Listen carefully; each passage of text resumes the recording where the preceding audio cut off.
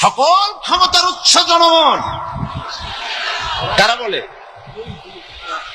নেতা নেত্রীরা বলেন সকল ক্ষমতার উৎস, বল না কেন? উৎস জনগণ। এই কথাটা হলো আসলে ভোটারদেরকে পাম্পট্টি দেওয়া, আপনাদেরকে ফুলাইয়া ডানলপ টায়ার বানায়। আপনারা খুব খুশি হবেন সমস্ত ক্ষমতার উৎস তাহলে আমরা।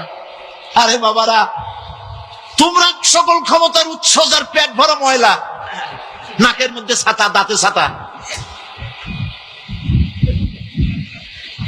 তুমি হবা সকল ক্ষমতার উৎস। ক্ষমতার ঠেলায় একটা সাপ দেখলে ভয়তে সিট হয়ে পড়ো, সাইকেলের টায়ার বাস্ট হইলে হার্ট ফেল করে। সকল ক্ষমতার উৎস, সকল ক্ষমতার উৎস জনগণ। এই কথা বলা কবিরা গুনাহ, এই কথা বিশ্বাস করা হারাম, এই কথা বিশ্বাস করা শিরক। কারণ সকল ক্ষমতার উৎস জনগণ এই কথা যদি বলা হয় তাহলে কোরআনে কারীমের সাথে কন্ট্রাডিকশন হয়, সাংঘর্ষিক। নিঃসন্দেহে সকল ক্ষমতার উৎস কেবলমাত্র আল্লাহ রাব্বুল আলামিন। সকল ক্ষমতার উৎস কে? জোরে বলেন আল্লাহ, আল্লাহ, আল্লাহ। তিনি একমাত্র সকল ক্ষমতার উৎস। কোরআন আয়াতুল কুরসি আল্লাহ কোরআনে নাজিল করে সার্বভৌমত্বের মালিক কে হবে সমস্যার সমাধান করে দিলেন। রাসূল করিম সাল্লাল্লাহু আলাইহি ওয়াসাল্লাম মানুষের সার্বভৌমত্ব খতম করে মদিনায় আল্লাহর সার্বভৌমত্ব কায়েম করে তিনি একটি রাষ্ট্র কায়েম করলেন। মদিনার রাষ্ট্রের সার্বভৌমত্বের মালিক কে ছিলেন? আল্লাহ। জোরে বলেন কে ছিলেন? আল্লাহ। মানুষ তখন দেখতে পেল খোদাই সার্বভৌমত্বের ভিত্তিতে যে রাষ্ট্র গঠন হয় সেই রাষ্ট্র মানবতার জন্য কত কল্যাণকর হয়। সুবহানাল্লাহ বিহামদিহি। আয়াতুল কুরসিতে বলা হলো যে সার্বভৌমত্বের মালিক এই ক্ষমতাটাকে আরবিতে বলা হয় উলুহিয়া। এই ক্ষমতাকে সার্বভৌমত্বের ক্ষমতাটাকে আরবিতে কি বলা হয়? উলুহিয়াত। আর যার হাতে এই ক্ষমতাটা থাকে তাহলে বলে ইলাহ, তাকে কি বলা হয়? আল্লাহ রাব্বুল আলামিন আয়াতুল কুরসির শুরুতে এই কথাটাই বলে দিলেন, আল্লাহু লা ইলাহা ইল্লা হুয়াল হাইয়ুল কাইয়্যুম। আল্লাহ হচ্ছেন তিনি যিনি ছাড়া কোনো ইলাহা নাই। তার মানে হলো সার্বভৌমত্বের একচ্ছত্র মালিকানা কার হাতে? চিৎকার দিয়ে বলুন, আল্লাহ রাব্বুল আলামিনের হাতে। সার্বভৌমত্বের এই ক্ষমতা হস্তান্তরযোগ্য নয়। আর সার্বভৌমত্বের মালিক যিনি হবেন তার শুরু থাকবে না, শেষও থাকবে না। এই যে শক্তির বাহাদুরি, কোরআন শরীফের সাথে যে বেহুরমতি করলো, আল্লাহ আছেন না? ফেরাউনকে যেভাবে আল্লাহ তাআলা করেছেন, বুশকে এরকম পারবেন না? পারবেন না? পারবেন না? অবশ্যই পারবেন। কোরআন অবমাননা করার অর্থ গোটা দুনিয়ার মুসলমানদেরকে অবমাননা করা। কোরআন অবমাননার অর্থ সারা পৃথিবীর মানবতাকে অপমান করা। কোরআন অবমাননার অর্থ স্বয়ং আল্লাহ রাব্বুল আলামিনকে অমর্যাদা করা। গায়ের শক্তিতে আমেরিকা এখন অস্থির। অনেক সৈন্য আছে, অস্ত্র আছে। দুনিয়া থেকে সন্ত্রাস নির্মূল করতে চায় আমেরিকা। আমেরিকার দৃষ্টিতে মুসলমান ছাড়া সন্ত্রাসী নাই। ওরা সন্ত্রাসী রাষ্ট্রের একটা তালিকা করেছে। সে তালিকার মধ্যে সুদান আছে, ইরাক আছে, ইরান আছে, চেচনিয়া আছে, বসনিয়া আছে, কাশ্মীর আছে, মালয়েশিয়া আছে, ইন্দোনেশিয়া আছে। নেই শুধু সেই রাষ্ট্রটির নাম যেই রাষ্ট্রের জন্মই হয়েছে সন্ত্রাসের মধ্য দিয়ে, সেই ইসরায়েলের নাম নাই। প্রত্যেক দিন অভিশপ্ত ইহুদিরা প্যালেস্টাইনের মুসলমানদেরকে প্রতিদিন মারতেছে। তারা সন্ত্রাসী না। হিন্দুস্তানে কথায় কথায়, সুতায় নাতায় সাম্প্রদায়িক দাঙ্গা বাঁধিয়ে মুসলমান মারতেছে। সেসব উগ্রপন্থী হিন্দুরা সন্ত্রাসী না। সন্ত্রাসী কারা? সন্ত্রাসী প্যালেস্টাইনি মুসলমানেরা, যারা তাদের মাতৃভূমি পিতৃভূমি উদ্ধারের চেষ্টা করে, ওরা সন্ত্রাসী। চেচনিয়ার মুসলমানেরা স্বাধিকার আন্দোলন করছে, ওরা সন্ত্রাসী। সুতরাং আজ শুধু ক্ষমা চাইলে হবে না, কোরআন শরীফের অবমাননা করে ভুল স্বীকার করলে হবে না। কোরআন শরীফের অবমাননা করেছে যে আমেরিকান সৈন্যরা, গোটা পৃথিবী গর্জে উঠেছে আজ। আগামী 27শে মে সারা পৃথিবীব্যাপী বিক্ষোভ হবে আমেরিকার বিরুদ্ধে। যারাই অপমান করেছে কোরআনের, এই কোরআনের অপমান যারা করেছে, তাদের দৃষ্টান্তমূলক শাস্তি না দিলে আল্লাহর গজব থেকে আমেরিকা রক্ষা পাবে না। আগামী 27শে মে জামাত ইসলামী বাংলাদেশের পক্ষ থেকে বাংলাদেশে আহ্বান করা হয়েছে বিক্ষোভ দিবস উদযাপনে। আগামী 27শে মে বাইতুল মুকাররমের উত্তর গেটে ইমানের দাবিদার সব মুসলমান সেখানে বন্ধু বান্ধব নিয়ে সব হাজির হয়ে যাবেন। সেখানে আপনারা উপস্থিত হবেন। শিবির করবে 26 তারিখ আর জামাত ইসলামী করবে 27 তারিখ। এই বিক্ষোভে অংশগ্রহণ করা মুসলমানদের ঈমানি দায়িত্ব।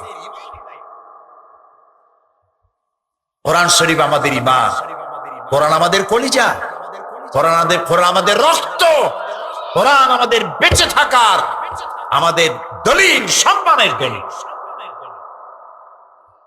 কোরআন শরীফের উপর আঘাত মুসলমানরা বরদাস্ত করতে পারে না। প্রিয় ভাই সব, সেজন্য আজ কোরআনে কারীম, এই পৃথিবীর মুসলমানেরা এই ধরনের কোন ইতিহাস আছে যে মুসলমানেরা কারো ধর্মগ্রন্থকে এরকম টয়লেটে ফেলাই দিছে? আছে? মুসলমানেরা কারো গির্জা, কারো মঠ, কারো সিনাগোগ, কারো মন্দির মুসলমানেরা ভাঙছে, এর কোন দলিল আছে? না। আমেরিকা চায় যে পৃথিবীর মুসলমানেরা খেপে উঠুক আর একটা যুদ্ধ বাঁধাক, পৃথিবীতে একটা তৃতীয় বিশ্বযুদ্ধ লেগে যাক আর ওর অস্ত্রের একটা রমরমা ব্যবসা শুরু হয়ে যাক। আমরা যুদ্ধে যাব না, আমরা আল্লাহর কাছে বুশের শাস্তি দাবি করব। আল্লাহর গজবের হাতে বুশকে সোপর্দ করছি। আল্লাহ তাআলা তাকে শাসন করার জন্য আল্লাহ যথেষ্ট, ঠিক কিনা? আমাদের বাড়ির কাছে ইন্ডিয়া, ভারতে বাবরি মসজিদ ভাঙলো। এই বাবরি মসজিদ ভাঙার পরে বাংলাদেশে কোনো মন্দির ভাঙা হয়েছে? পৃথিবীতে মুসলমানরাই একমাত্র সহনশীল জাতি, যারা পরধর্মের উপরে অত্যন্ত সহনশীল। এরকম জাতি পৃথিবীতে আর থাকে। প্রিয় ভাই সব, সুতরাং নবী করিম সাল্লাল্লাহু আলাইহি ওয়াসাল্লাম পৃথিবীতে এসেছিলেন মানবতার কল্যাণের জন্য, শান্তি দেওয়ার জন্য। তোমরা আমাদের ভদ্রতা শিখাও। আমেরিকা মুসলমানদের নাম রাখছে মৌলবাদ, ফান্ডামেন্টালিজম, টেররিস্ট। আমরা বলি সন্ত্রাসী। সন্ত্রাসের যে দাদা, সে আমাদের কয় সন্ত্রাসী। প্রিয় ভাই সব, তোমরা কি ব্যবহার করেছো মানুষের সাথে? গণতন্ত্রের ফেরিওয়ালা, মানবাধিকারের ঠিকাদার আমেরিকা। ইরাকের আবু গরিব কয়েদখানা, সে কয়েদখানার মুসলমান কয়েদিদেরকে উলঙ্গ করে একটার উপরে একটা মানুষ, জীবিত মানুষ, এইভাবে মানুষ দিয়ে পিরামিড কারা বানাইছে? তোমরা বানিয়েছো। মুসলমান কয়েদিদেরকে উলঙ্গ করে তাদের মুখের উপরে তোমরা পেশাব করেছো। মুসলমান কয়েদিদের গলায় কুত্তার বেল পড়াইয়া তোমরা রাস্তায় রাস্তায় টেনেছ। 70-80 বছরের বৃদ্ধা মেয়ে লোক, তাকে গাধা বানাইয়া তার পিঠের উপরে তোমরা সওয়ার হইয়া রাস্তায় রাস্তায় ঘুরেছ।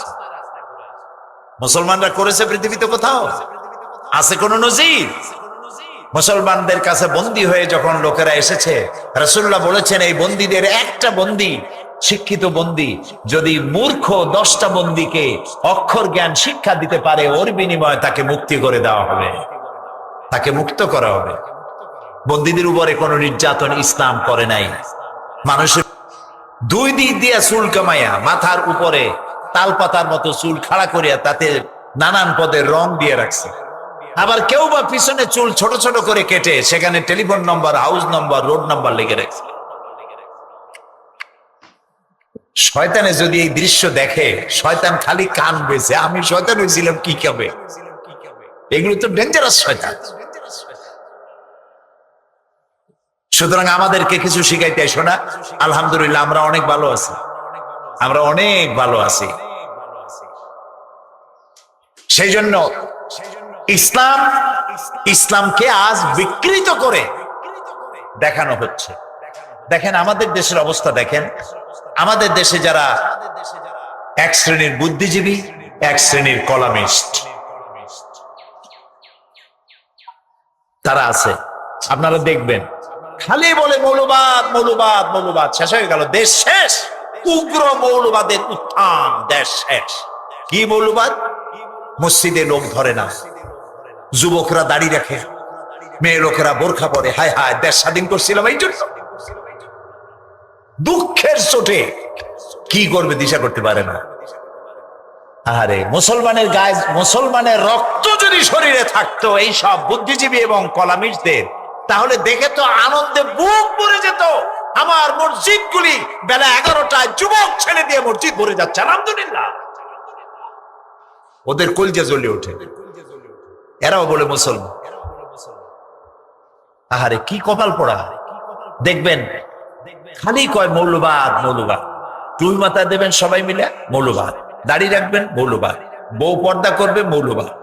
মাহফিল লোক হয় বেশি, মৌলবাদ। মসজিদ ভরে যায়, মৌলবাদ। তোমরা চাও কি?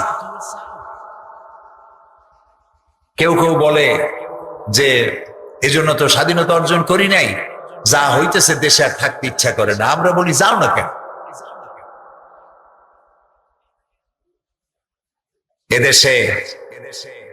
এদেশ টুপির দেশ, দাড়ির দেশ, আলেমদের দেশ, পীর বুজুর্গের দেশ, মুসলমানদের দেশ, মসজিদ মাদ্রাসার দেশ, বোরখা এবং হেজাবের দেশ। যাদের ভালো লাগে থাকতে পারো, ভালো না লাগলে কেউ বলবে না হুজুর আপনি থাকেন, আপনি যাবেন কেন, এটা বলার দরকার নেই। কেউ এটা বন্ধ করতে পারবে না। যুবকদের মাঝে ইসলামের যে কোনো যুগের তুলনায় বর্তমান যুগে যুবকদের মধ্যে ইসলামী চেতনা 1000 বার বেশি উজ্জীবিত হয়েছে। আগে আমার প্রথম জীবনে যখন, আজকে তো নতুন ওয়াজ করি না, সেই কবে শুরু করেছি 60-এর দশকে, আর এখন 2005, 60-এর দশকে শুরু করছি ছাত্র জীবনে।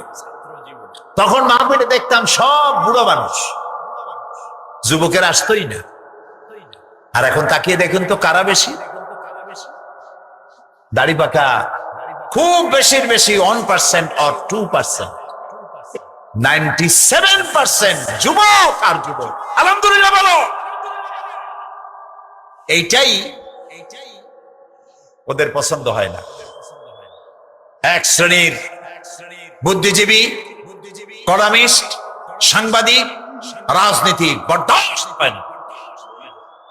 তাদের কলজা জ্বলে, আজান শুনলে তার মধ্যে বেশ্যার আওয়াজ শোনে। আছে না এখন একটা ওইরকম একটা কবি, কপাল পোড়া, কপাল পোড়া। সে বলছে ফজরের আজান যখন শুনি মনে হয় বেশ্যা তার খরিদ্দার ডাকতেছে। নাউজুবিল্লাহ। কত বড় কপাল পোড়া, বেঈমান।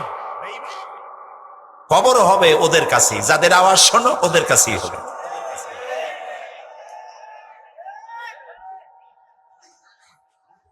প্রিয় ভাই সব, ইসলাম থেকে দূরে সরাবার হাজারো প্রচেষ্টা চলছে। রেডিওর মাধ্যমে, টেলিভিশনের মাধ্যমে, সিনেমার মাধ্যমে, নাটকের মাধ্যমে, পত্রপত্রিকার মাধ্যমে অনবরত খালি মৌলবাদের জ্বালায় অস্থির হয়ে গেছে। প্রিয় ভাই সব, ইসলাম এসেছে পৃথিবীতে শান্তি দেওয়ার জন্য, আর সেই শান্তি নামাজ, রোজা, হজ, যাকাতি শুধু নয়, জীবনের সব ক্ষেত্রে শান্তি আসবে ইসলাম কায়েম করলে। সেটি হবে ইসলামী সমাজ ব্যবস্থার মধ্য দিয়ে। নবী করিম সাল্লাল্লাহু আলাইহি সাল্লাম প্রেসিডেন্ট ছিলেন। কি ছিলেন? জোরে বলেন। প্রেসিডেন্ট ছিলেন, রাষ্ট্রপতি ছিলেন। আল্লাহর নবী মদিনা মুনাওয়ারায় হিজরত করার পর একটি রাষ্ট্র তৈরি করলেন, ইসলামী রাষ্ট্র, যার সংবিধান হলো কোরআন শরীফ। কোরআনের আইন চালু হয়ে গেল, চুরি বন্ধ হলো, ডাকাতি বন্ধ হয়ে গেল, জিনা ব্যভিচার বন্ধ হয়ে গেল, মানুষ দরজা খুলে ঘুমাবার সুযোগ পেয়ে গেল। বুড়োরা বৃদ্ধ ভাতা পেতে লাগলো, বেকার যুবকেরা বেকার ভাতা পেল। রাসূলুল্লাহ বললেন, মান তারাকা দায়নান আও দিয়ান ফালাইয়া। আমার রাষ্ট্রের ভেতরে যদি কেউ ঋণগ্রস্ত অবস্থায় মারা যায় আর ঋণ পরিশোধের কোনো সম্পদ যদি রেখে না যে থাকে, তাহলে তার ঋণ পরিশোধের দায়িত্ব আর তার এতিম বাচ্চাদের দায়িত্ব আমি মুহাম্মদ সাল্লাল্লাহু আলাইহি সাল্লাম রাষ্ট্রপ্রধান হিসাবে আমার কাঁধে উঠায় নিলাম। ইসলাম একটি জনপদ রাষ্ট্র প্রতিষ্ঠা করতে চায়, নবী রাসূলগণ তাই করেছেন। কিন্তু সেখানেও আমার দেশে বাধা। এখানে শুরু হয়েছে ধর্ম নিরপেক্ষ মতবাদ। আল্লাহ যা যা করেছেন, শয়তান তার উল্টা আর একটা করেছে। করে নাই?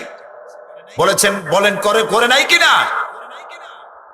আমরা এক অদেখা আল্লাহকে বিশ্বাস করি। শয়তান আল্লাহর পরিবর্তে মূর্তি বানায়া তার ইবাদতে এক শ্রেণীর লোকদেরকে নিয়ে গেছে। যায় নাই? আল্লাহ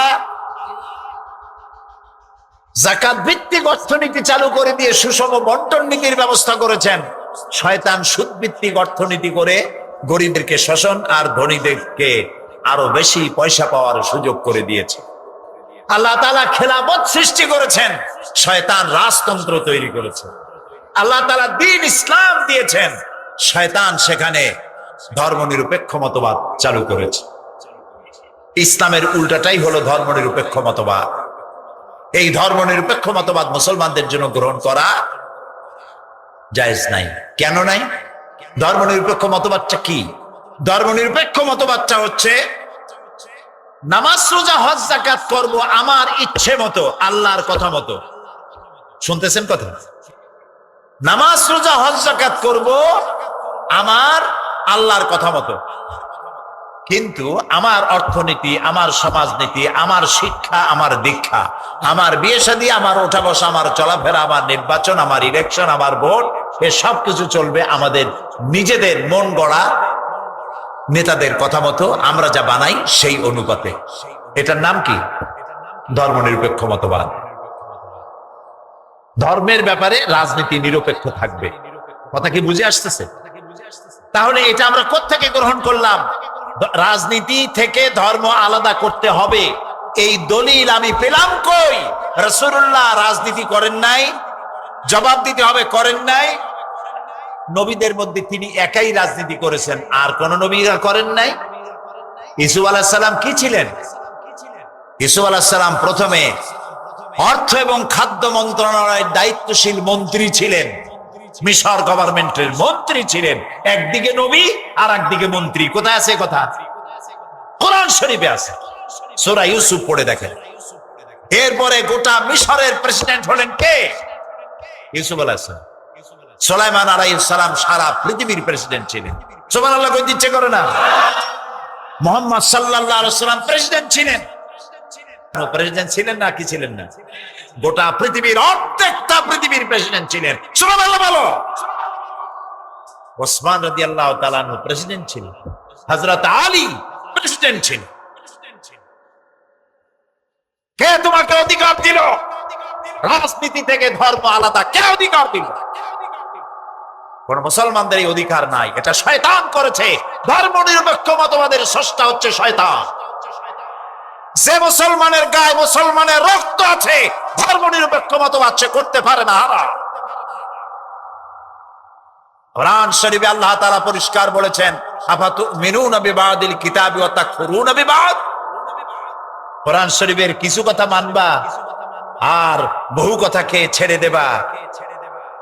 এটা যদি করো, কোরআনের কিছু মানলাম আর কিছু মানলাম না, এইটা যদি করো, তাহলে দুনিয়ার জীবনে লাঞ্ছনার জীবন দেব এবং কিয়ামতে চূড়ান্ত শাস্তির মোকাবেলা তোমাদেরকে করতে হবে।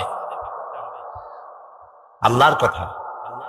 তো কোরআনের কিছু কথা ধর্মনিরপেক্ষবাদীরা মানে, নামাজ রোজা হজ যাকাত এটা করে, কিন্তু অর্থনীতিতে আল্লাহ নাই, রাজনীতিতে আল্লাহ নাই, ভোটের মধ্যে আল্লাহ নাই, শিক্ষানীতিতে আল্লাহ নাই, সব জায়গায় ধর্মনিরপেক্ষ।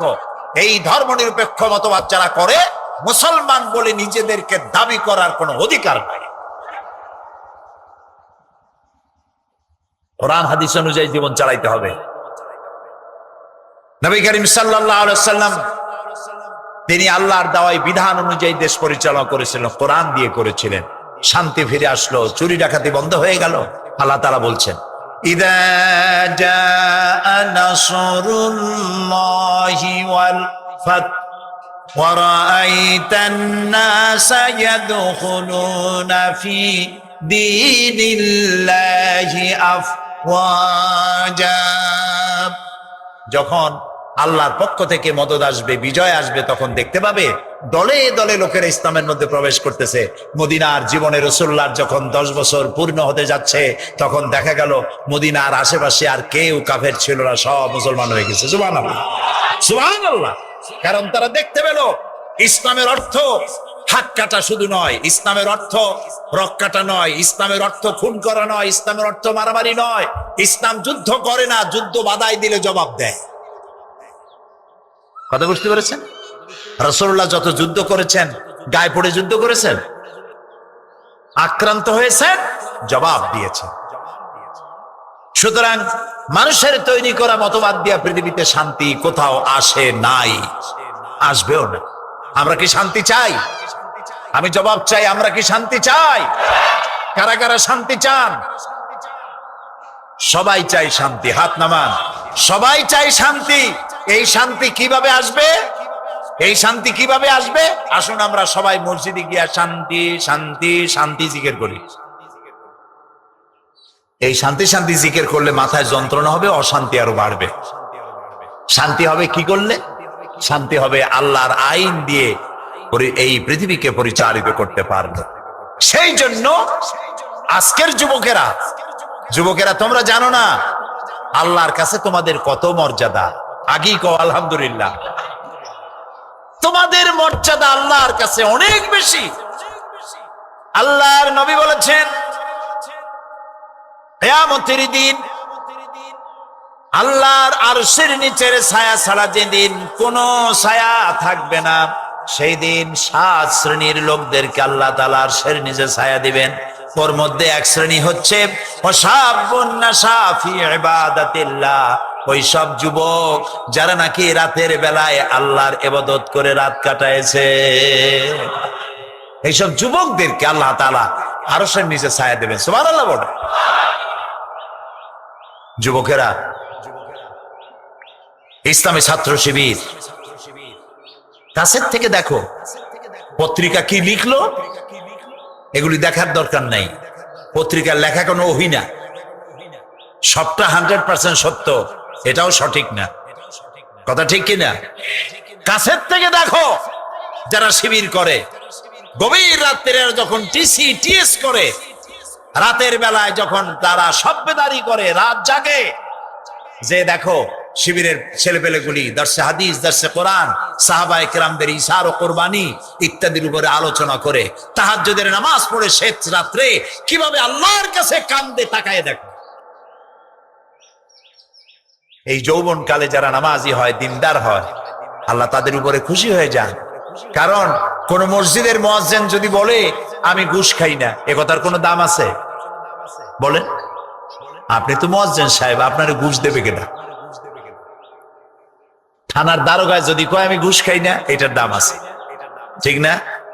এমপি যদি বলে ঘুষ খাই না, মন্ত্রী যদি বলে ঘুষ খাই না, এসপি যদি বলে ঘুষ খাই না, স্বরাষ্ট্রমন্ত্রী যদি বলে ঘুষ খাই না, এটার দাম আছে, আছে কিনা?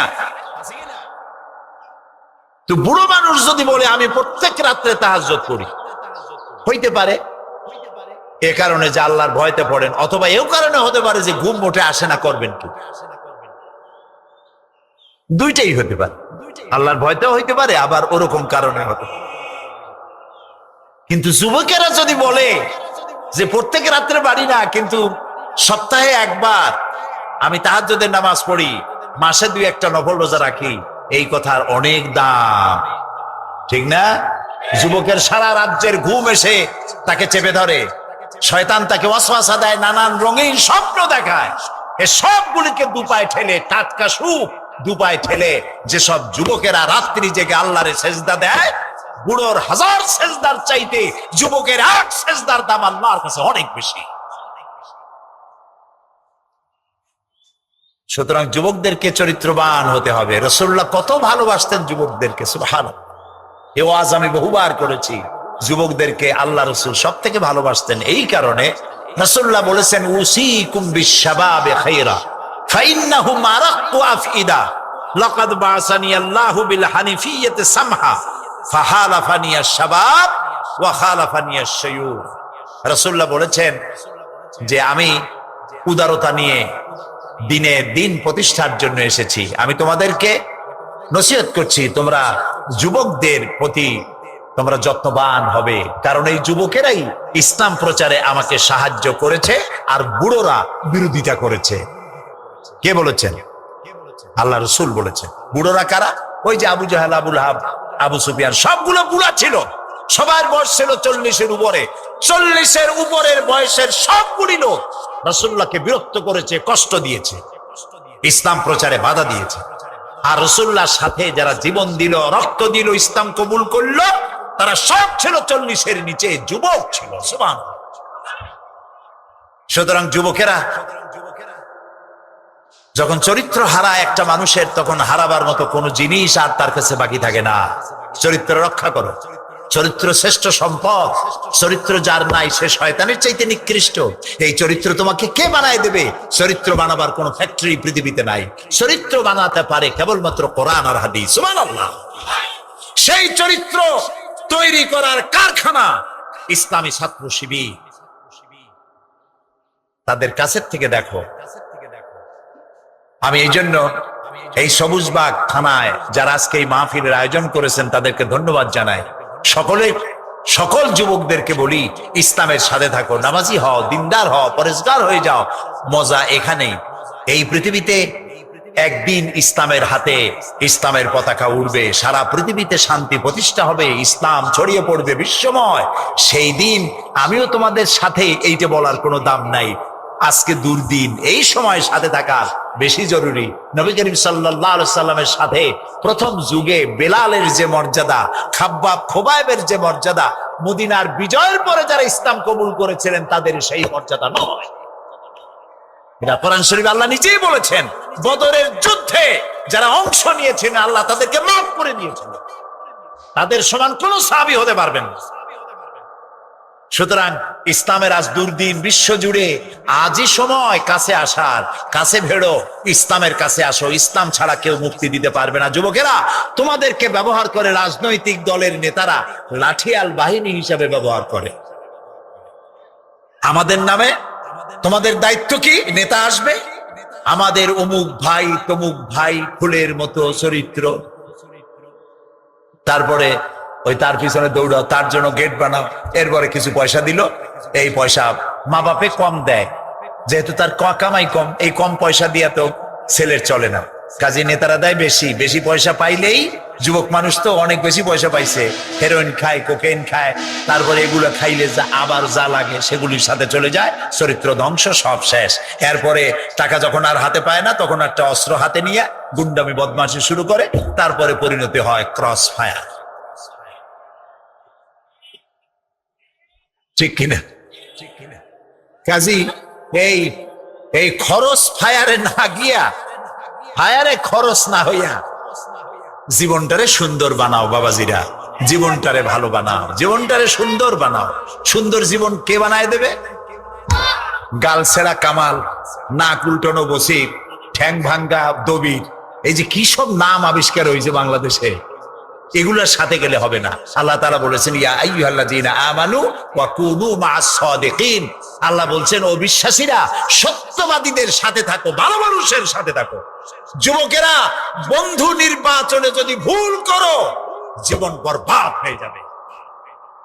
তোমার বন্ধু যদি হয় সিনেমা খোর, ফেন্সিডিল খোর, চোর, ডাকাত এবং পরের মেয়েদের পিছনে ঘুরে ঘুরে বেড়ায়, তোমার বন্ধু যদি এরকমের বল্টু মার্কা হয়, তাহলে তোমার নাম যে ভাবে রাখছে আদর করে মন্টু, বল্টু আর মন্টু দুজনে মিলে সর্বনাশ হয়ে যাবা, সর্বনাশ হয়ে যাবা। কাজী বন্ধু ভালো হইতে হবে। তোমার বন্ধু যদি হেরোইন খোর হয় তোমারে তা খাওয়াবো, সে যদি সিনেমায় সবসময় যায় তোমারও সিনেমায় নিয়ে যাবে, সে যদি ব্লু ফিল্ম দেখে তোমারও নিয়ে যাবে। আর তোমার বন্ধু যদি নামাজি হয়, সত্যবাদী হয়, একদিন না একদিন তোমাকে মসজিদে সে ঢুকাই ছাড়বে। এই জন্য ভালো মানুষ করি, শপথ করি, যতদিন পর্যন্ত মালাকুল মউত আমার মাথার কাছে না আসতেছে ততদিন পর্যন্ত ফরজ নামাজ, ফরজ রোজা আর ছাড়বো না, আর ছাড়বো না, আর ছাড়বো না। এবার জোরে বলেন ইয়া আল্লাহ, আমার মৃত্যু পর্যন্ত আমার আজকের এই ওয়াদা আমাকে পালন করার তৌফিক দাও, আমিন ইয়া রাব্বাল আলামিন।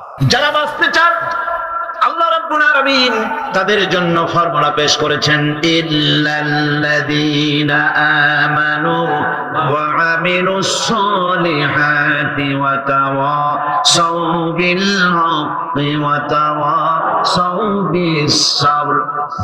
আল্লাহ পাক বলেন 7টি কাজ করলে জীবন সফল হয়ে যাবে। কয়টা কাজ? 7টা কাজ করলে জীবনটা সফল হয়ে যাবে। 1 নম্বরে ঈমান। 1 নম্বরে কি? এটাই হচ্ছে ফাউন্ডেশন। ক্ষতি থেকে বাঁচার জন্য প্রথম যে গুণটি, সেটির নাম হচ্ছে ঈমান।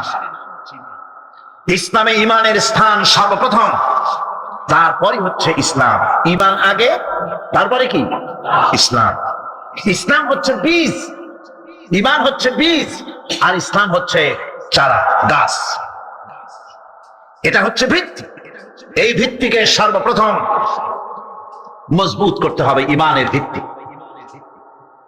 ঈমানের ভিত্তি দুনিয়ায় ঈমানের আহ্বান জানিয়ে জানাবার জন্যই আল্লাহ রাব্বুল আলামিন সমস্ত নবী এবং রাসূলদেরকে পৃথিবীতে পাঠিয়েছেন ঈমানের আহ্বানের জন্য। দুনিয়ার সমস্ত নবীদের দাওয়াত ছিল ঈমানের দাওয়াত। কিসের দাওয়াত? এই ঈমানের দাবিটা আসছে, দাওয়াতটা এসেছে আল্লাহর কাছ থেকে। কার কাছ থেকে? দেখুন, পৃথিবীর ভিতরে কোন নবীদের কথার সাথে আরেকজন নবীর কথার কোনো বৈপরীত্য হয় নাই। সমস্ত নবীদের কথা একরকম ছিল। কয় রকম? একজন নবীর সঙ্গে তার বক্তব্যের সাথে আরেকজন নবীর বক্তব্যের কোনো গুণগত মৌলিক কোনো পার্থক্য ঘটে নাই, অসঙ্গতি হয় নাই।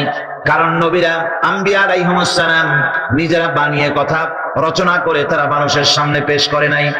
সমস্ত নবীদের কাছে যত দাওয়াত এসেছে একটা অফিস থেকে এসেছে। সে অফিসটা হচ্ছে কার? আল্লাহ রাব্বুল আলামিনের। তাই দুনিয়ার সমস্ত পয়গম্বরদের দাওয়াত ছিল লা ইলাহা ইল্লাল্লাহ, লা ইলাহা ইল্লাল্লাহ, লা ইলাহা ইল্লাল্লাহু মুহাম্মাদুর রাসূলুল্লাহ। এটাই ছিল সমস্ত নবীদের দাওয়াত।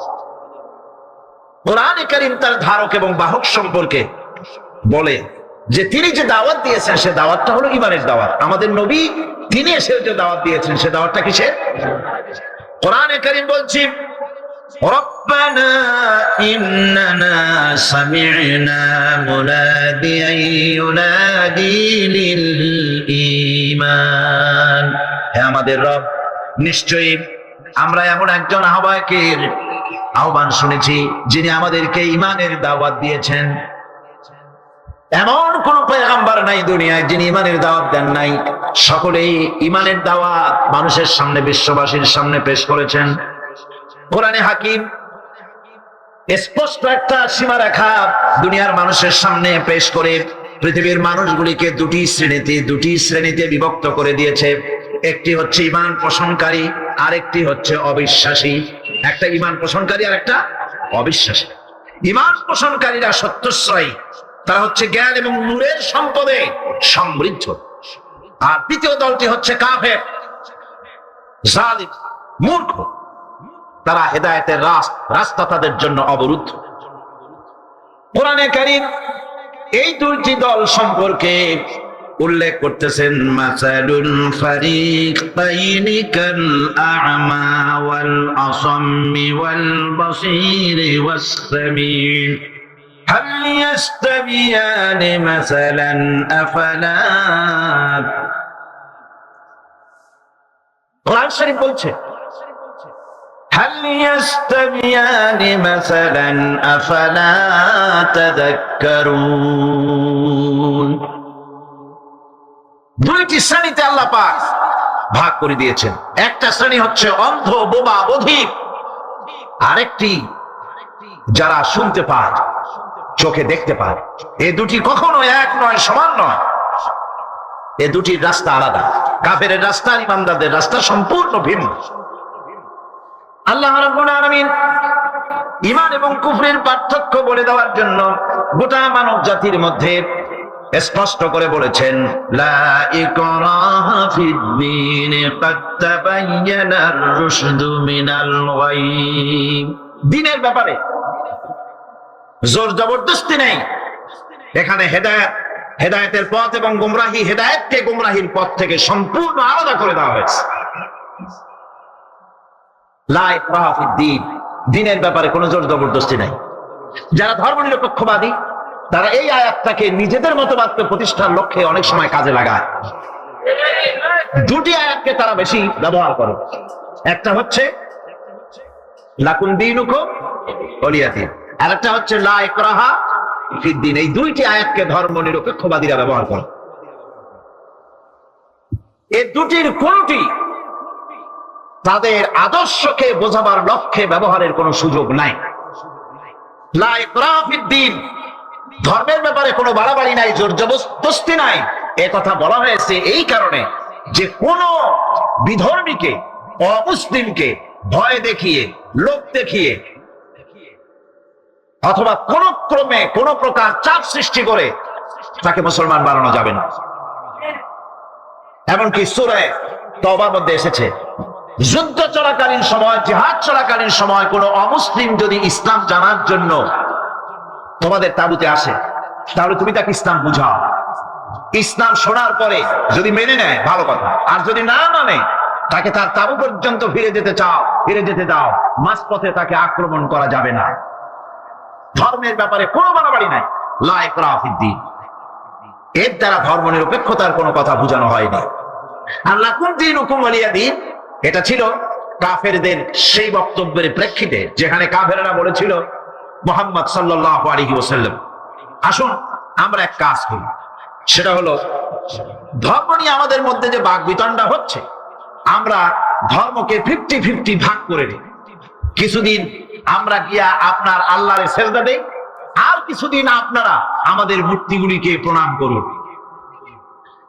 এই প্রস্তাব যখন রাখল, আল্লাহ রাব্বুল আলামিন সূরা কাফিরুন অবতীর্ণ করে দিলেন, কুল ইয়া আইয়ুহাল কাফিরুন লা আ'বুদু মা তা'বুদুন। হে কাফেরেরা, হে অবিশ্বাসীরা, নবী আপনি বলুন, হে অবিশ্বাসীরা, তোমরা যার ইবাদত করো আমরা তার ইবাদত করি না, আবার আমরা যার ইবাদত করি তোমরাও তার ইবাদত করো না।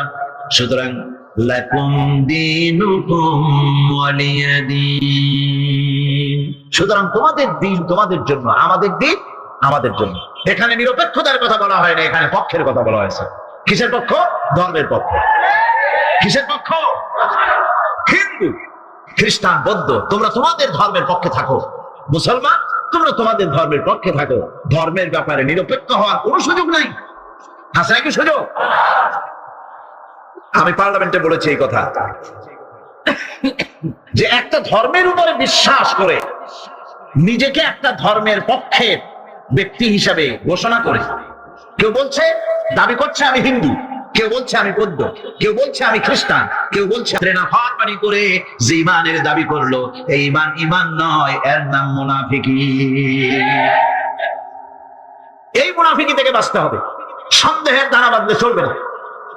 বিশ্বাস করতে হবে আমার কোরআনের নাম সংবিধান, এই কোরআন দিয়ে পার্লামেন্ট চলবে। চলবে না? চলবে না? আমি এ যাবৎকালীন যত বক্তব্য রেখেছি পার্লামেন্টে, আমার অধিকাংশ বক্তব্য আমি কোরআন দিয়ে হাদিস দিয়ে বলেছি, আলহামদুলিল্লাহ। চাই সে শিল্পনীতি, বিদ্যুৎ নীতি, অর্থনীতি, বাজেট, শিক্ষানীতি, আইন শৃঙ্খলা পরিস্থিতি, সবটাই কোরআন হাদিস দিয়ে আমি আলোচনা করার চেষ্টা করেছি, আলহামদুলিল্লাহ। আমার এলাকার মানুষের কাছে আমার এটা ওয়াদাও ছিল, নির্বাচনকালীন ওয়াদা। আমি এই ওয়াদা করি নাই যে আপনারা আমাকে ভোট দেন, আমি আপনাদেরকে মটকির মতো বিশাল রসগোল্লা বানায় দেবো, গরুর গাড়ির চাকার মতো জিলাপি বানায় দেবো, এইসব কথা বলিনি। রাস্তা দেবো, ঘাট দেবো, কলেজ দেবো, এগুলো বলিনি। আমি বলেছি আমাকে যদি আপনারা ভোট দেন, তাহলে এ যাবৎকাল কোরআনের যেই কথাগুলি মাঠে আর ময়দানে বলেছি, এবার এই কথাগুলি আমি পার্লামেন্টে বলতে চাই। আপনারা যদি ভোট না দেন, পার্লামেন্টে যত বড় পীর হোক, মৌলানা সাহেব হোক, কথা বলতে পারবে না। আপনাদের ভোটটা দরকার। আমার জনগণ, আমার এলাকার পিরোজপুরবাসী, আলহামদুলিল্লাহ, তারা জান বাজি রেখে আমাকে ভোট দিয়েছে। বিগত 50 বছরের ভেতরে ওই সেন্টার থেকে, ওই সিট থেকে কোন মুসলমান ভোটের মাধ্যমে নির্বাচিত হয়ে পার্লামেন্টে যেতে পারেন না। এটা একটা প্রথম ইতিহাস। মানুষেরা, আমি কাবাধক গত রমজান মুবারকে কাবা শরীফে ছিলাম, মক্কা শরীফে ছিলাম। আল্লাহর ঘর ধরে আমি দোয়া করেছি যে আল্লাহ, পার্লামেন্টে আমাকে যারা কথা বলার সুযোগ করে দিল, আমার এলাকার এই মানুষগুলিকে তুমি একবার তোমার এই ঘর দেখার তৌফিক দিয়ে দিও। যেহেতু তাদের প্রচেষ্টাই আমি পার্লামেন্টে কথা বলতে পেরেছি, এবং প্রথম দিনেই শিরকের দুর্গে আঘাত করেছি। বলেছি মাথা ঝুঁকানো স্পিকার সাহেব আপনার সামনে চলবে না। মুসলমান কেবলমাত্র মাথা নত করবে আল্লাহ রাব্বুল আলামিনের সামনে, আপনার সামনে নয়।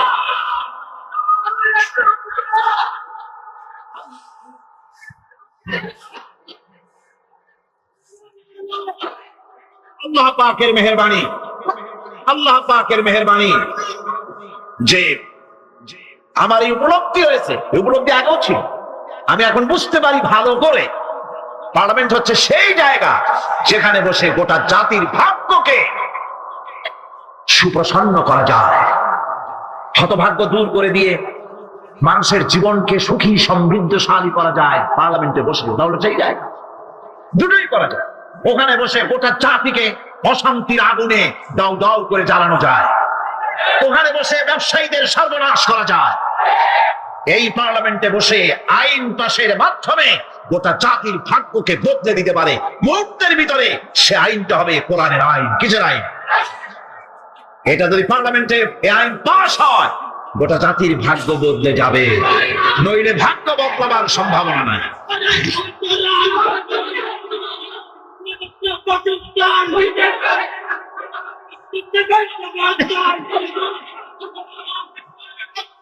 বিশ্বাস করে নাই পৃথিবীর মধ্যে তারা সবচাইতে নিকৃষ্টতম প্রাণী।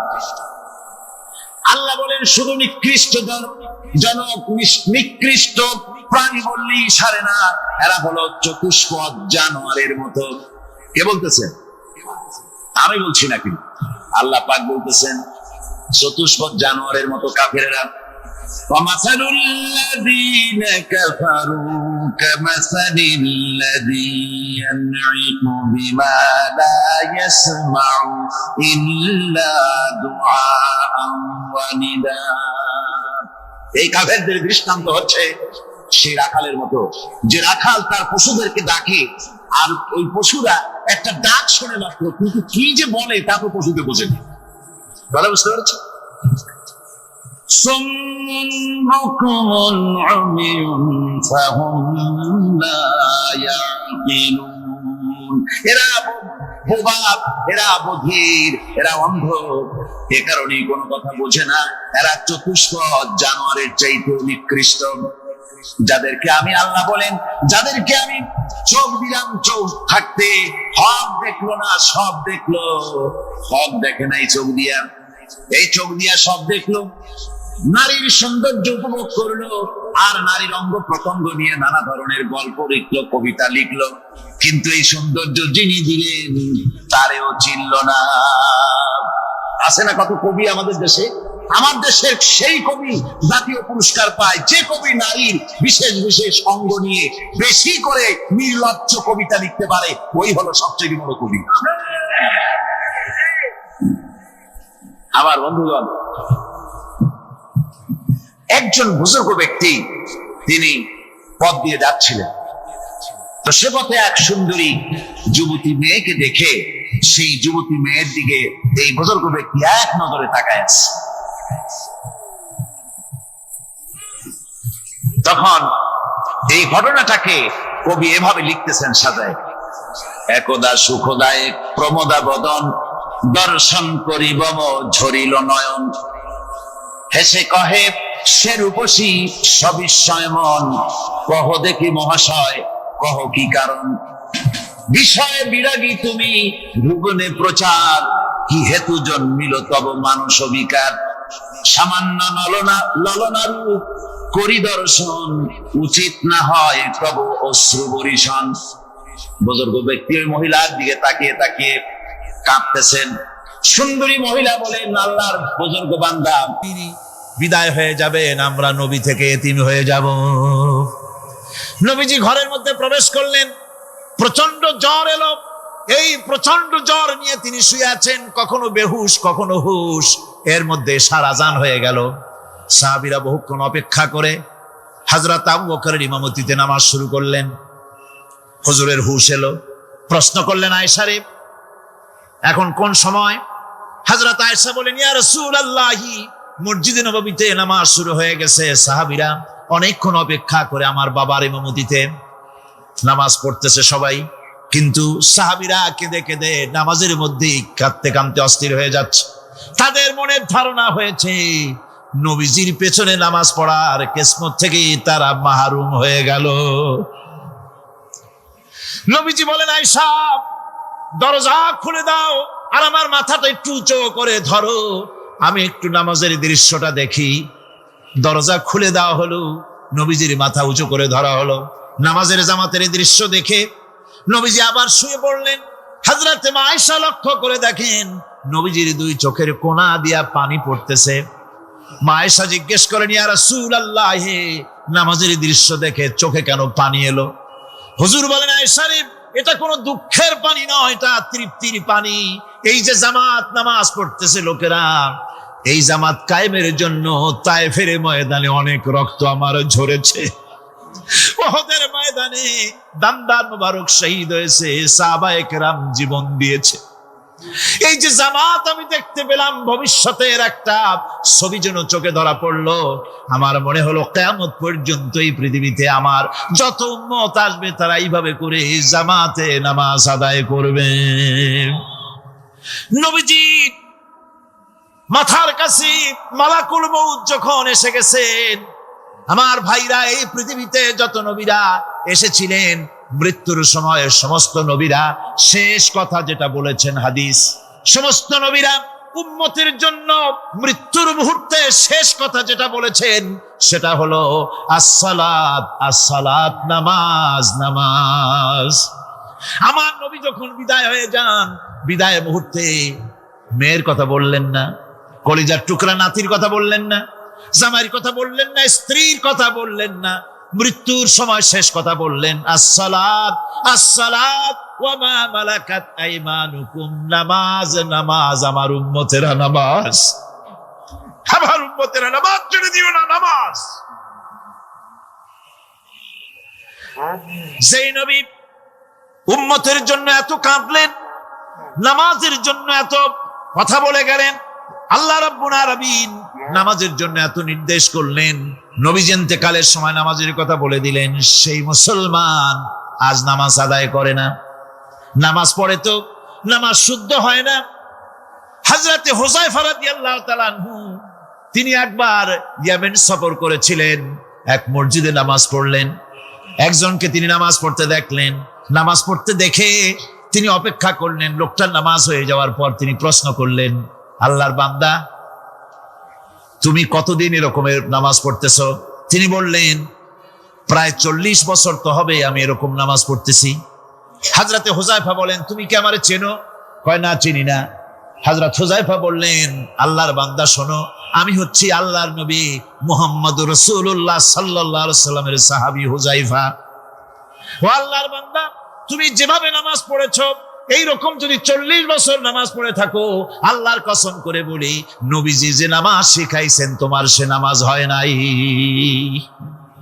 রাসূলুল্লাহ নামাজ হয় নাই, নামাজ পড়লেই হবে না। রাসূলুল্লাহ বলেছেন, সাল্লু কামা রাআইতুমুনি উসাল্লি, নামাজ পড়ো সেইভাবে যেভাবে আমারে পড়তে দেখো।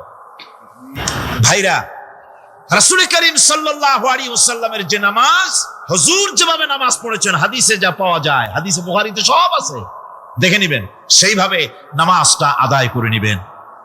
কিয়ামতের দিন আল্লাহ রাব্বুল আলামিন সর্বপ্রথম বান্দাকে প্রশ্ন করবেন কি?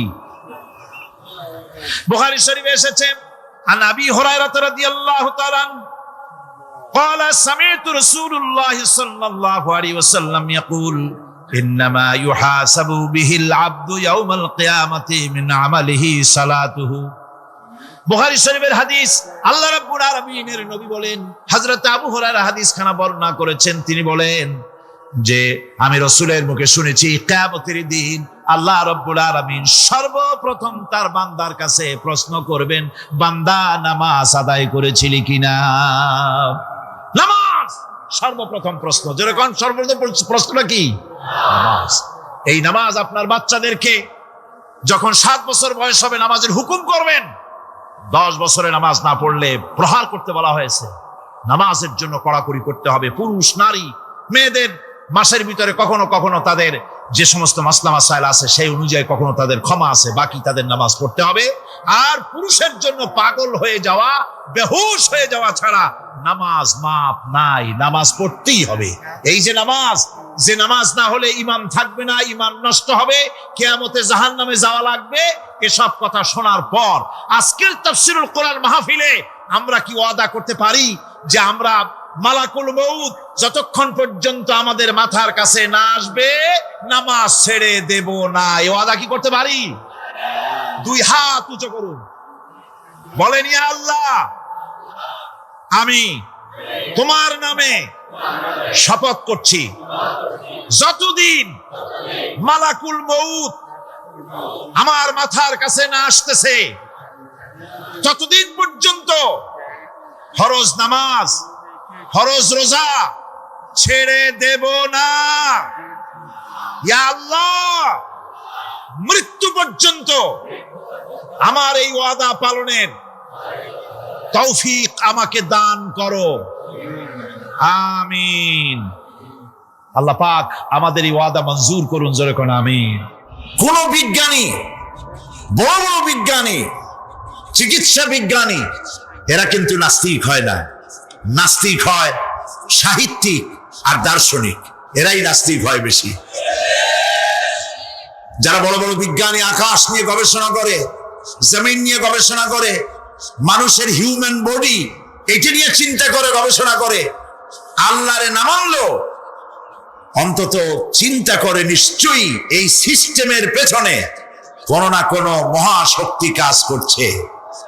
যার কপাল ভালো সে তো ইসলাম কবুল করে, আর কপাল ভালো না হলে অন্তত দেয়ার ইজ নো গড এই কথা বলে না, মনে করে কোনো একটি স্পিরিট, কোনো একটি শক্তি এর পেছনে কাজ করছে।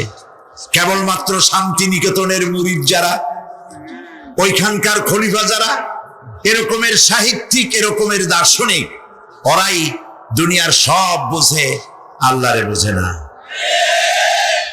এদের চোখ দিয়েছি, এরা দুনিয়ার সব সৌন্দর্য উপভোগ করে, কিন্তু আমাকে চিনতে চেষ্টা করে না।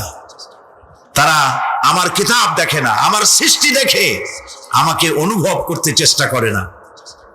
এদের কান দিয়েছি, সব শোনে, কিন্তু আমার হক কথা তাদের কর্ণকুহরের ভিতর থেকে কালবের মধ্যে প্রবেশ করে না। এদের কালব মরে গিয়েছে। এই জন্য কালব হচ্ছে আসল জিনিস।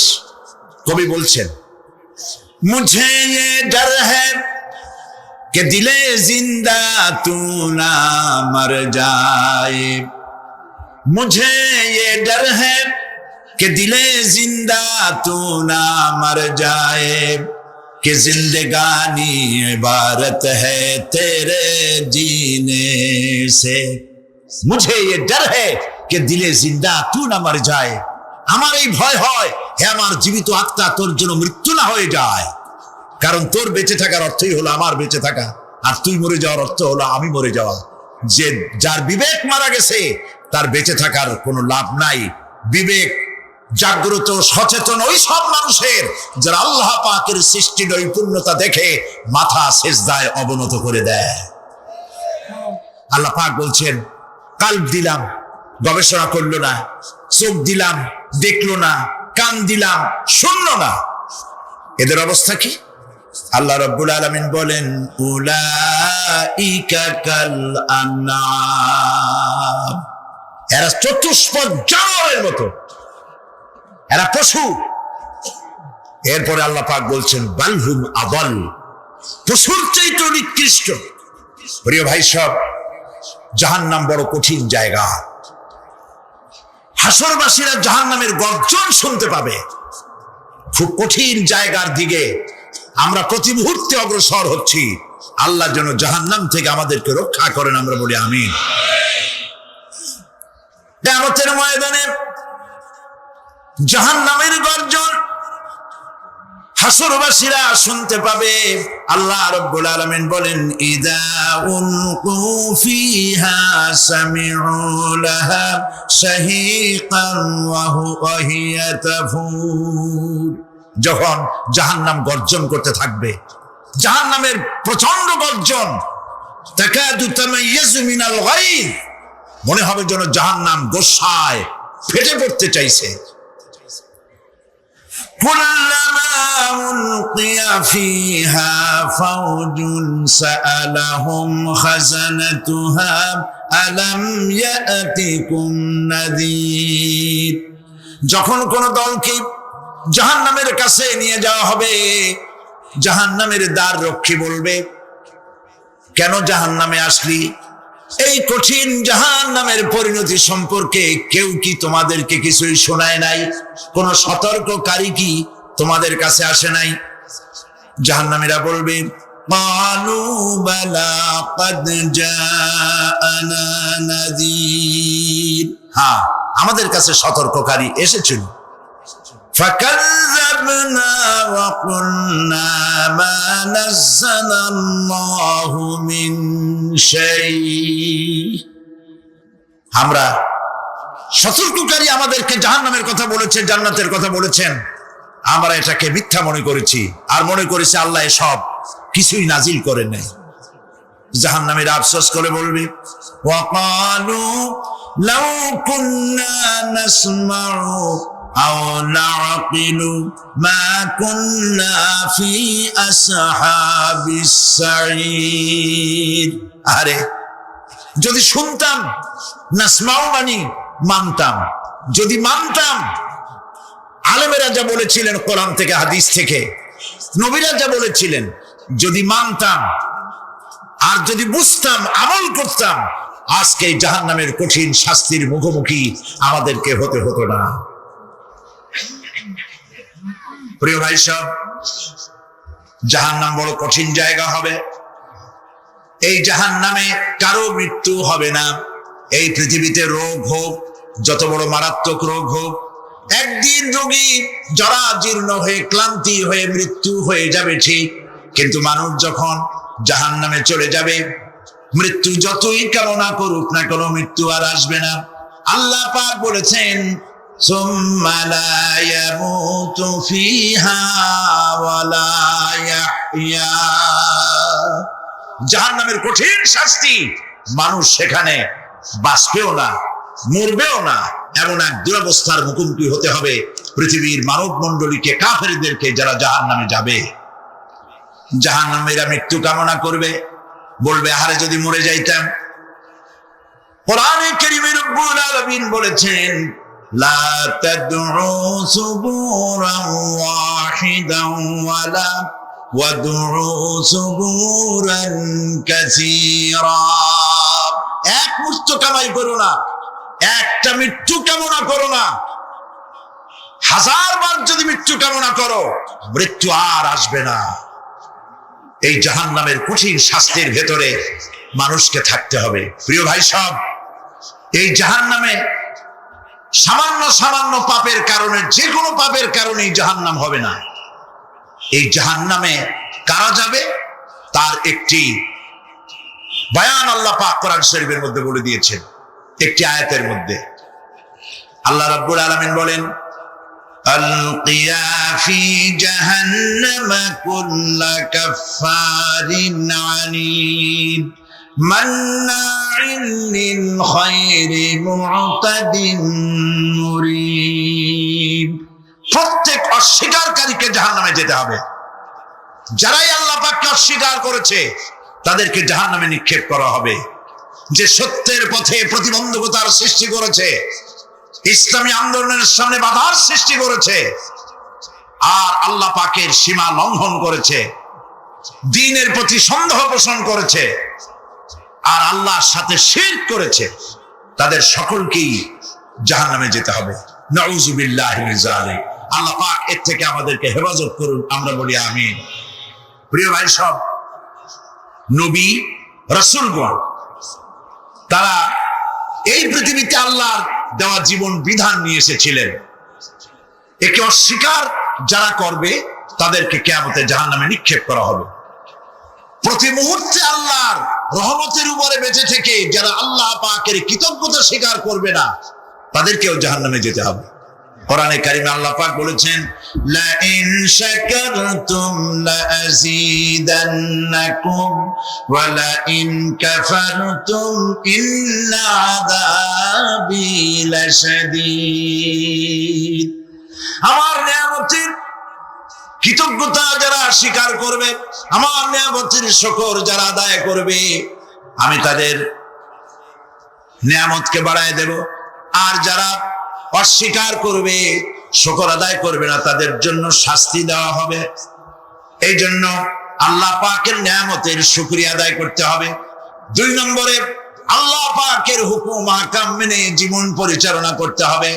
নবীরা আল্লাহ পাকের পক্ষ থেকে যে দ্বীন নিয়ে এসেছেন ওই দ্বীনের আনুগত্য করতে হবে, বিরোধিতা করা যাবে না।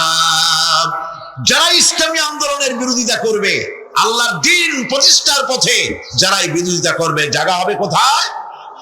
জাহান্নাম। ভাই সব, জাহান্নাম বড় কঠিন হবে। সেদিন কেউ সুপারিশ করবে না, কোনো উপায় থাকবে না। কিয়ামতের ময়দানে আমলনামা ছেড়ে দেওয়া হবে। জাহান্নামীদের আমলনামা পেছন থেকে বাঁ হাতে আসবে।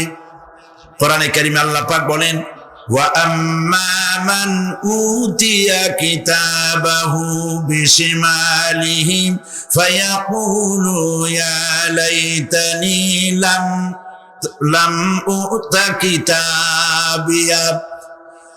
পেছন থেকে বাম হাতে যার আমলনামা আসবে, সে বলবে আরে আমারে যদি কিতাবটা, আমার যদি আমলনামা না দেওয়াই হতো কত না ভালো হতো, আমার যদি হিসাব না নেওয়া হইতো কত ভালো হতো।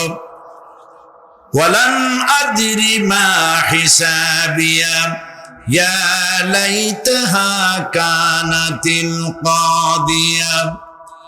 আমার হিসাব যদি আমি আদৌ না জানতাম তাহলে কতই না ভালো হতো। হায় আমার মৃত্যু যদি দুনিয়ায় শেষ হয়ে যেত, আর যদি এই ময়দানে ওঠা না লাগতো।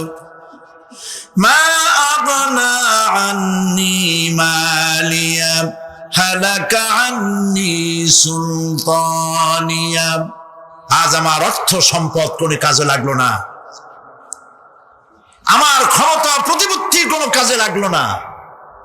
বড় বড় বাদশা, বড় বড় প্রেসিডেন্ট, প্রধানমন্ত্রী কিয়ামতে এতিমের মতো দাঁড়ায় থাকবে, বলবে আমার দলবল কই, যারা সেলুট দিত তারা কই, টাকা কই, পয়সা কই, বিষয় কই, সম্পত্তি কই।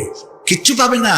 প্রিয় ভাই সব, এই পৃথিবীতে ক্ষমতা যতদিন থাকে পুলিশ স্যালুট মারে, আর্মি স্যালুট মারে। আমল যদি খারাপ হয় ফেরেশতা যে কি দিয়া মারবে চিন্তাই করতে পারেন। আমি লক্ষ্য করেছি পুলিশ, বিডিআর, আর্মি যখন স্যালুট দেয় দুই রকম মারে, হাত দিয়া মারে আর বুট পায় আছে এক জুতা আর এক জুতার সাথে ঠাস করে আরেকটা লাগায়। আমি চিন্তা করছি দুইটা দেয় কেন, হাত দিয়েও দিল পাও দিয়েও দিল, অর্থ কি? অর্থ পরিষ্কার। সরকারের মন্ত্রী, সরকারের লোক, আপনি আমার স্যালুট পাইতে পারেন, ব্রিটিশ নিয়মে মারলো হাত দিয়া, আর একটা ইশারা দিয়া দিল, মারে হতি ইশারা। সরকারে থাইকা যদি জনগণের সর্বনাশ করেন, মুসলমান দেশের তথ্য প্রচার করে মুসলিম দেশের স্বাধীনতা যদি হরণ করতে চান, আর যদি ধরা পড়েন তাহলে হাত দিয়া না ওইটা দিয়ে মারবো।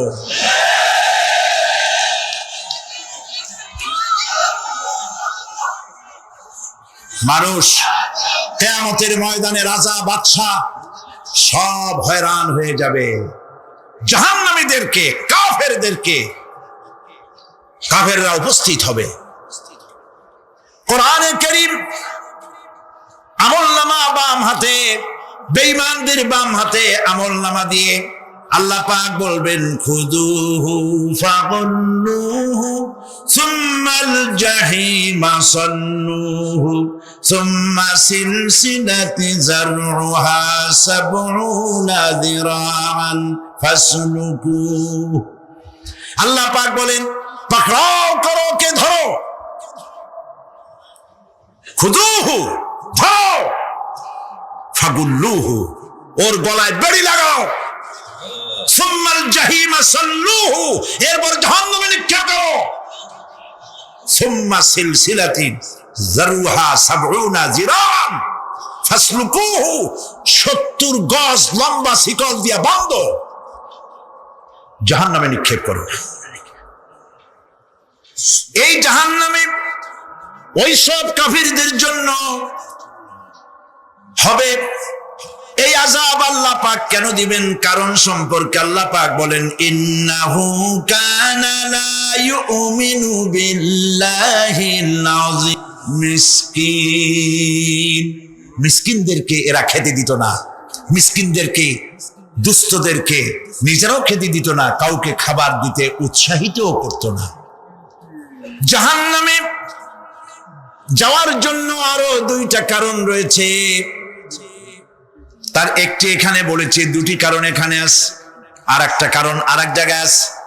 আল্লাহ পাক বলেছেন জাহান্নামীদেরকে প্রশ্ন করা হবে, ইয়াতাসাআলুনা আনিল মুজরিমিন মা সালাকাকুম ফি সাকার। জাহান্নামীদেরকে প্রশ্ন করা হবে, কেন জাহান্নামে এসেছো? তারা বলবে, ক্বালু লাম নাকু মিনাল মুসাল্লিনা ওয়া লাম নাকু নুতঈমুল মিসকিন।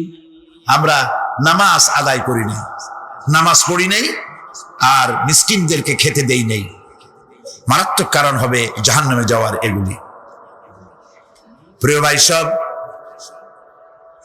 এরপরে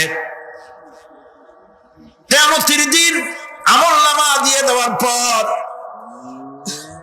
একদল তো জান্নাতে চলে যাবে, ইমানদারদের ডান হাতে আমলনামা আসবে, আর বেঈমানের কোন হাতে? পিছন থেকে বাম হাতে।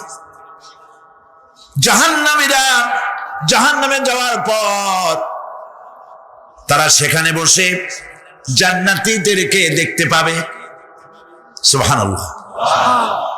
জান্নাতের দিকে তাকিয়ে তারা লক্ষ্য করে দেখবে, যাদেরকে গালাগালি করেছিল মৌলবাদী বলে, যাদেরকে মারধর করেছিল, যাদেরকে ধর্মান্ধ বলা হয়েছিল, সেই লোকগুলি তো ওই জান্নাতে দেখা যায়। পানির পিপাসায়, ক্ষুধার যন্ত্রণায় অস্থির হয়ে তখন জাহান্নামীরা বলবে, ওয়ানাদা আসহাবুন নারি আসহাবাল জান্নাতি আন আফিদু আলাইনা মিনাল মা। জাহান্নামীরা ডাক দিয়া বলবে, ও জান্নাতি ভাইরা, ক্ষুধায় মরে গেলাম, পিপাসায় মরে গেলাম, তোমরা যে পানি পান করো জান্নাতের ভিতরে, একটু পানি আমাদের দিকে ঢেলে দাও। আও মিম্মা রাযাকাকুমুল্লাহ, একটু পানি দাও, অথবা আল্লাহ পাক তোমাদেরকে যে রিজিক দান করেছে একটু খাদ্য আমাদের দিকে নিক্ষেপ করে দাও, একটু খাইয়া বাসি। আল্লাহ রাব্বুল আলামিন বলেন, জান্নাতি লোকেরা তখন বলবে, ক্বালু ইন্নাল্লাহা হারামাহুমা আলাল কাফিরিন। কাফিরদের জন্য আল্লাহ রাব্বুল আলামিন জান্নাতের নাজ এবং নিয়ামত, খাদ্য এবং পানীয় সব হারাম করে দিয়েছেন আল্লাহ পাক। বেহেশতি লোকেরা জাহান্নামীদেরকে ডেকে বলবি, ওয়ানাদা আসহাবুল জান্নাতি আসহাবান নারি আন ক্বাদ ওয়াজাদনা মা ওয়া'দানা রাব্বুনা হাক্কান। জান্নাতীরা বলবে, ও জাহান্নামী ভাইরা, তোমাদের সাথে আল্লাহ পাক যে ওয়াদা করেছিলেন সেই ওয়াদা তোমরা কি ঠিক মতো পেয়েছো? তার মানে হচ্ছে আল্লাহর ওয়াদা ছিল নেক কাজ করলে জান্নাতে যাবে, আর আল্লাহর দ্বীনের সঙ্গে বিরোধিতা করলে, আল্লাহর সাথে নাফরমানি করলে জাহান্নামে যাবে। নামাজ আদায় না করলে, জিনা ব্যভিচার করলে, ইসলামের পক্ষে না থেকে বিপক্ষে থেকে শত্রুতা করলে জাহান্নামে যাবে। আল্লাহর এই ওয়াদাগুলি ঠিক মতো পাইছো কিনা? আজ তোমরা জাহান্নামে গিয়েছো। তারা বলবে, হ্যাঁ, আমাদের আল্লাহ পাক যে ওয়াদা করেছিলেন সেই ওয়াদা অনুযায়ী আমরা আজকে বিপদে পড়েছি। আমরা আমল না করার কারণে, উল্টা কাজ করার কারণে আজ আমাদের এই দুরবস্থা হয়েছে। জাহান্নামীরা এক দল আরেক দলের সঙ্গে অভিশাপ দেবে, এক দল আরেক দলকে অভিশাপ দেবে। তারা একে অপরের বিরুদ্ধে অভিশাপ দিতে থাকবে। সেখানে কর্মী আর নেতাদের সাথে দেখা হয়ে যাবে। যেই সব নেতাদের কথা মতো মুসল্লি পিটানো হয়েছে, লক্ষ্য করেন, যেই সব নেতাদের কথা মতো বোমা মেরে, মানুষ মেরে দায় দায়িত্ব আলেমদের মাথার উপর, ইসলামের মাথার উপরে চড়ায় দেওয়া হয়েছে। এইবার নেতার সাথে কর্মীদের দেখা হবে কোন জায়গায়? কোন জায়গায় দেখা হবে? দেখা যখন হয়ে যাবে, কর্মীরা সেখানে নেতাদেরকে অভিশাপ দিয়ে বলবে, ওয়াকালু রব্বানা ইন্না আতা'না সাদাতানা ওয়া কুবারা'ানা ফাআযাল্লুনা সাবিলা। এরা বলবে আল্লাহর কাছে, রব্বুল আলামিন, এই নেতারা আমাদেরকে বিভ্রান্ত করেছে, তাদের কথা অনুযায়ী চলেছিলাম, ওরা আমাদেরকে যা যা করেছে তাই বলেছি। আমরা মানুষ মেরেছি, আলেমদেরকে মেরেছি, আর নিজেরা ঘটনা ঘটাইয়া ইসলামের উপরে চাপাই দিস এই নেতাদের কথা মতো। কর্মীরা বলবি, রব্বানা আতিহিম দি'ফাইনি মিনাল আযাবি ওয়ালআনহুম লা'নান কাবীরা। হায় আল্লাহ, আজকে আমরা যে শাস্তি পাচ্ছি এর থেকে ডবল শাস্তি আমাদের নেতাদেরকে দাও। নেতাগুলো আসে, লম্বা লম্বা বক্তৃতা করে যায়। কোন নেতা বলে, আমার কর্মীরা খবরদার, নামাজ ছেড়ো না বাবারা, নামাজ পড়ো, কোরআন শরীফ পড়ো, হাদিস শরীফ পড়ো, ইসলাম অনুযায়ী চলো। বলে বলে বলে না, বলবে না। বললে তো খুব খারাপ, মৌলবাদী হয়ে যাবে, স্বাধীনতা বিরোধী, ইসলামের কথা বলছে, মুখে দাড়ি। নাউজুবিল্লাহ, বলেন নাউজুবিল্লাহ। সেই সময় ওয়াদার প্রাপ্ত জাহান্নামীরা বলবে, وقال الذين كفروا ربنا أرنا الذين أضلانا من الجن والإنس কাফেররা তারা বলবে, আয় আল্লাহ, কে আমাদেরকে গোমরাহ করেছিল, তোমার দ্বীনের রাস্তা থেকে কারা সরায় দিয়েছিল, জেনেদের মধ্যে মানুষের মধ্যে একটু দেখায় দাও। আরেনাল লাদাইনে আদাল্লানা, গোমরাহ করেছিল কারা, একটু দেখায় দাও। নাজআলহুমা তাহতা আকদামিনা লিয়াকুনা মিনাল আসফালিন, আমরা তাদেরকে আজকে পদদলিত করব, পদদলিত করব, পায়ের নিচে রাখবো।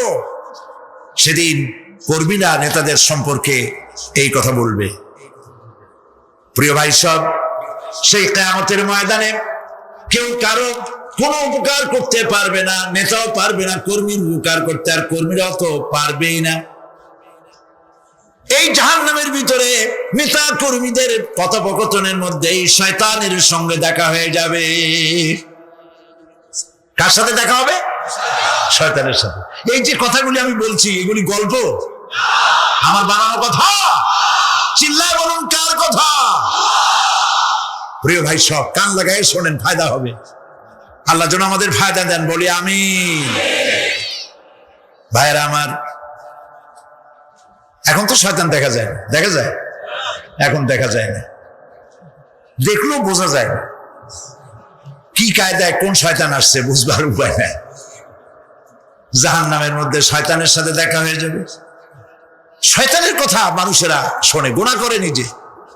কবি বলেছেন, क्या हंसी आती है मुझे हजरत इंसान पर, क्या हंसी आती है मुझे हजरत इंसान पर, फेल बत्तू खुद करे और लानत करे शैतान पर। খারাপ কাজ নিজে করে দোষ দেয় শয়তানের। আসলে শয়তান তো প্ররোচনা দেয়। জাহান্নামের মধ্যে শয়তানের সাথে দেখা হয়ে যাবে।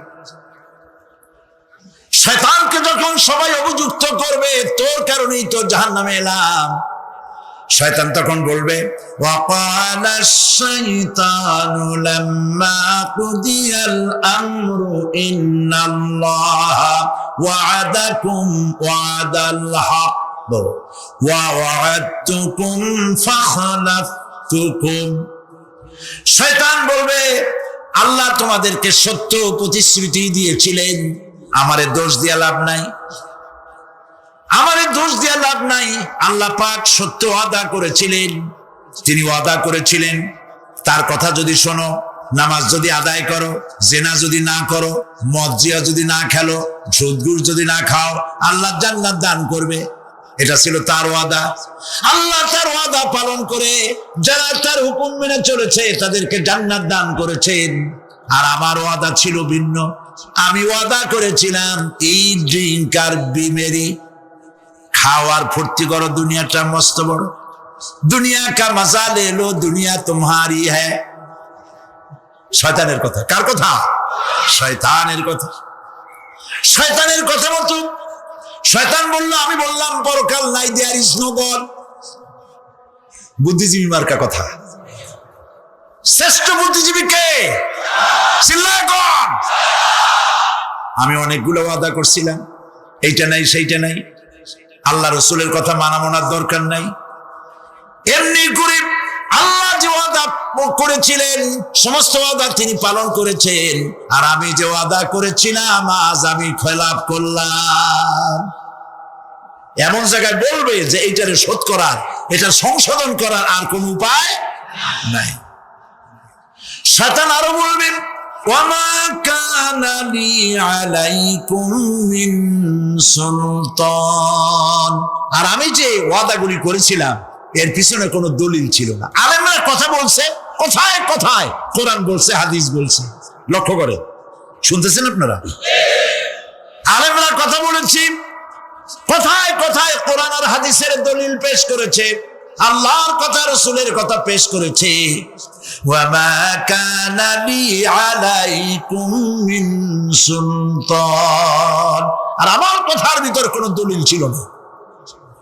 আন্দাজে কয়ে গেছি, ভাইয়ের আমার, বোনের আমার,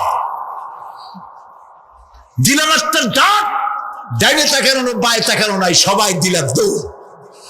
এখন আমারই দোষ দাও, এইসব দোষ দিয়ে কি লাভ নাই? ইল্লা আন দাউতুকুম ফাস্তাজাবতুম লি। আমি কি করছি? আমি একটা বক্তৃতা দিলাম, জ্বালাময়ী একটা ভাষণ দিলাম, আমি একটা আহ্বান জানালাম, কোন চিন্তা ভাবনা না করে আমার পিছনে তোমরা দৌড় দিয়েছ। কে বলবে? আহারে, আল্লাহ কি কোনো কথা গোপন রাখছেন? কোন গোপন রাখছে? সব বলে দিয়েছে। কেন চিন্তা করে? নেতা একটা এসে মঞ্চে দাঁড়ায় বক্তৃতা করতেছে, বেটা সারা জীবনে নামাজ পড়ে না, চেহারার দিকে তাকাইলে মনেই হয় না মুসলমান। মরলে পরে ফেরেশতা পর্যন্ত আশ্চর্য হয়ে যাবে, বেটা তুই শ্মশান ধুয়ে কবরে আসছিস কেন?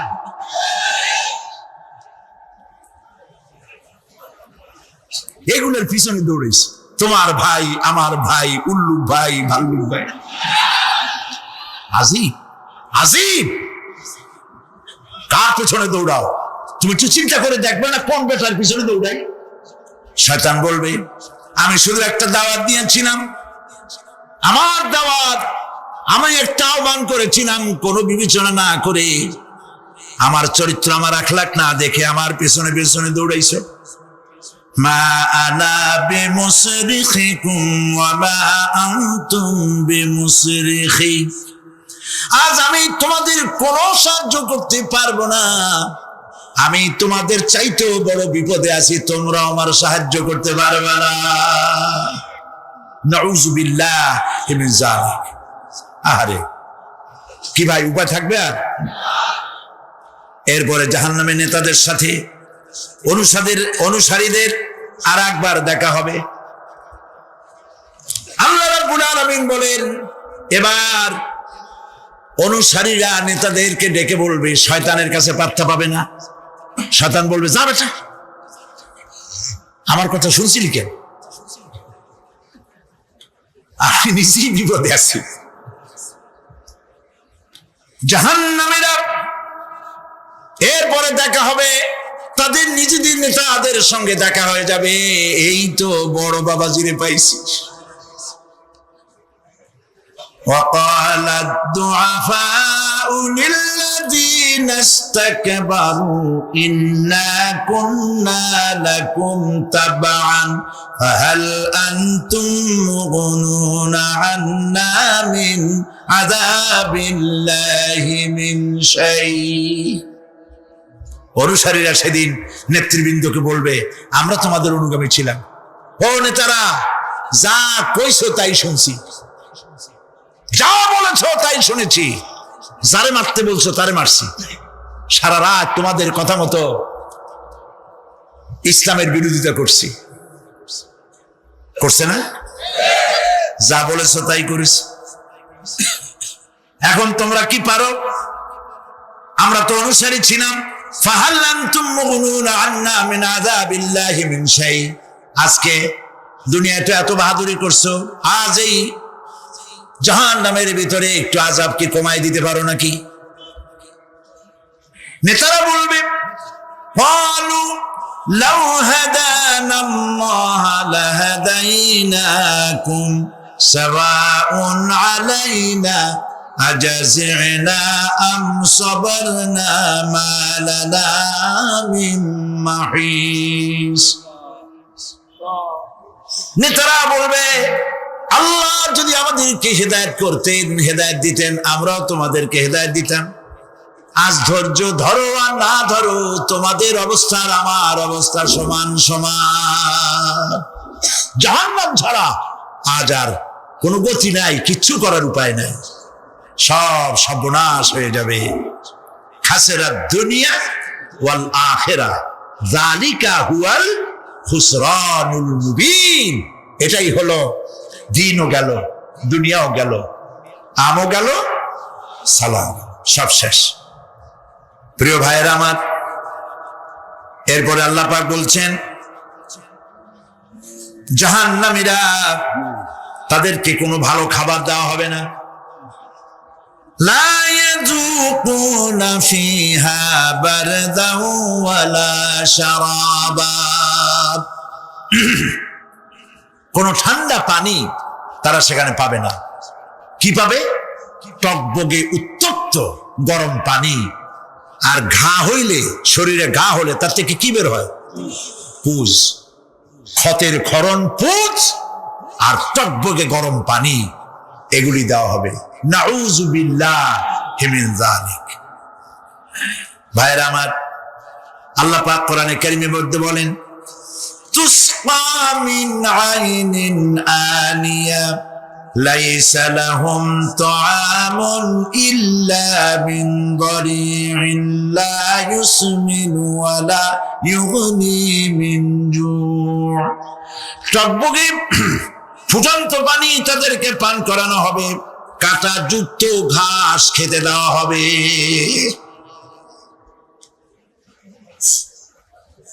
এতে করে তাদের ক্ষুধা মিটবে না, দেহেরও কোনো পুষ্টি হবে না, ক্ষুধাও নিবৃত্ত হবে না। এরপরে তাদেরকে জাহান্নামের আগুন দিয়ে তাদের পোশাক বানানো হবে। নাউযুবিল্লাহ। জাহান্নামের পোশাক পরিয়ে দেওয়ার কারণে আল্লাহ পাক বলছেন শরীরটা পুড়ে ঝলসে যাবে। কুল্লামা নাদিজাত জুলুদুহুম বাদদালনাহুম জুলুদান গায়রাহা লিয়াযুকুল আযাব। চামড়া পুড়ে শেষ হয়ে যাবে, আবার নতুন করে চামড়া পরানো হবে, যাতে করে শাস্তির তীব্রতা অনুভব করতে পারে। জাহান্নামের আযাব সহ্য করতে না পেরে জাহান্নামীরা সব কিছুর বিনিময় জাহান্নাম থেকে মুক্তি চাইবে। ইয়াওয়াদ্দুল মুজরিমু লাউ ইয়াফতাদি মিন আযাবিন ইয়াওমাইযিন বিবানিহি ওয়া সাহিবাতিহি ওয়া আখিহি। সেদিন অপরাধীগণ চাইবে তার স্ত্রী, তার আত্মীয় স্বজন, ভাই বোন, সাহায্যকারী, নিকটবর্তী পরিবার সকলের বিনিময়, এমনকি ওয়ামান ফিল আরদি জামিআন, পৃথিবীর সব কিছু যদি তাকে দেওয়া হয়, তার বিনিময়ে সে জাহান্নাম থেকে মুক্তি পাওয়ার জন্য কাকুতি করবে, আপত্তি করবে, বাঁচার চেষ্টা করবে। কিন্তু আল্লাহ রাব্বুল আলামিন পরিষ্কার করে বলেছেন জাহান্নাম থেকে কাফেরদের মুক্তির কোনো উপায় নাই। খালিদিনা ফিহা আবাদান, চিরকালের জন্য তাদেরকে জাহান্নামে থাকতে হবে। এই জাহান্নামের কঠিন শাস্তি থেকে বাঁচার জন্য আল্লাহ রাব্বুল আলামিন কোরআনে কারীমের মধ্যে বলেছেন, ইয়া আইয়ুহাল্লাযীনা আমানু আনফুসাকুম ওয়া আহলিকুম নারা। হে বিশ্বাসীরা, জাহান্নামের আগুন থেকে নিজেকে বাঁচাও এবং পরিবারের লোকদেরকে বাঁচাও। বড় কঠিন জায়গা। পড়েন আমার সাথে। সুয়ের ছিদ্র দিয়া একটা উট গমন করা সম্ভব, কিন্তু এই সমস্ত মানুষগুলি জান্নাতে যাওয়া এর থেকে অসম্ভব। কোনদিন এরা জান্নাতে যেতে পারবে না। ওয়া কুল্লা শাইইন আহসাইনাহু কিতাবা। আর আমি সমস্ত কাজগুলি, ওরা মনে করেছিল যে আমি বুঝি তাদের হিসাব নিকাশ রাখতেছি না, আমি গুইনা প্রত্যেকটি জিনিস হিসাব করে একটি কিতাবের মধ্যে লিপিবদ্ধ করে রেখেছিলাম। সুবহানাল্লাহ।